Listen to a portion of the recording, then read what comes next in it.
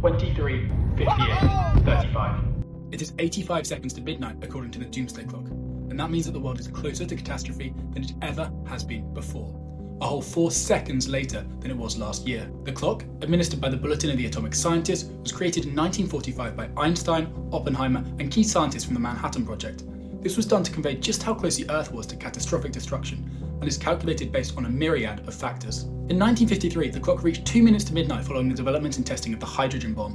In 1963, the clock returned to 12 minutes to midnight following the signing of the Partial Test Ban Treaty, which prohibited all atmospheric nuclear testing. When Reagan promised Star Wars and space-based missiles in the early 1980s, the clock dropped all the way down to 3 minutes to midnight. Though following the collapse of the USSR, the world dropped all the way back to 17 minutes away. Since 2012, however, the clock has moved in a single direction, edging closer and closer to midnight. Come 2015, we are at 3 minutes to midnight again. That has now more than halved.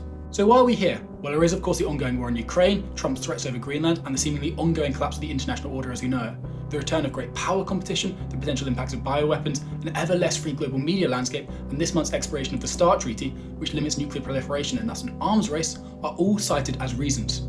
Above all though, it is fears around climate change and technology that have prompted the shift.